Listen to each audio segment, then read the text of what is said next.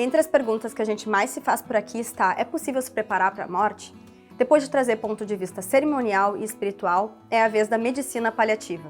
Eu sou a jornalista Fernanda Pandolfi e esse é o Fale-me Mais sobre isso.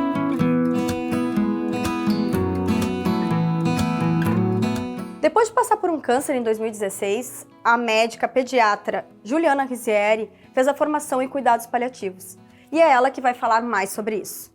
Tu passou por uma situação, né, em 2016, que tu foi diagnosticada com câncer de mama, e aí foi uma nova perspectiva da questão de morte, de luto. Queria que tu me contasse como que foi, assim, quando tu pegou o exame, né, o que passou pela tua mente naquele momento.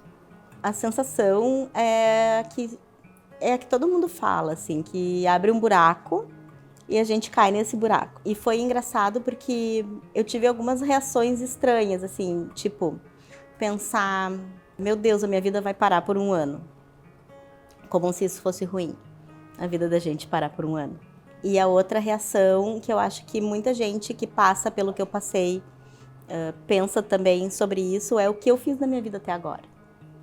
Né? E eu acho que essa reflexão diz muito sobre quem a gente é e, assim, e sobre essa situação de pensar sobre a própria morte, né?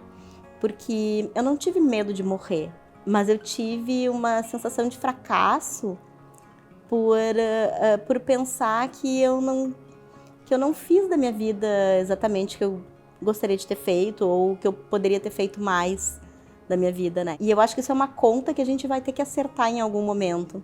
Tu é médica com formação paliativa, então queria que tu contasse se as coisas estão conectadas de alguma forma, né? Como que tu foi para essa formação, como que surgiu isso dentro da tua carreira? O interesse pelo cuidado paliativo surgiu depois do câncer, né? E eu acho que ter passado por essa experiência me colocou também num lugar de pensar de que forma a gente cuida das pessoas, né? Eu fui buscar nos cuidados paliativos isso, sabe? É uma forma de conseguir enxergar os meus pacientes de um jeito mais completo, não só um corpo doente. E tu cuida de crianças, né? Então, queria que tu contasse essa experiência também de estar convivendo, né, com a morte no teu dia a dia, né, com a ideia de luto, com essas crianças. Então, como que é esse processo para ti, né, e no ambiente? É super desafiador, né, porque é uma desconstrução que a gente precisa fazer, né, Fê?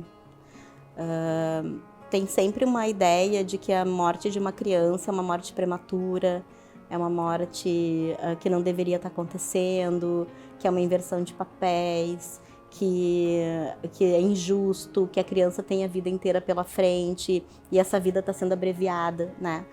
E só que a gente não para pensar que uma vida que dura 1 ano, 2 anos, 5 anos é uma vida inteira também.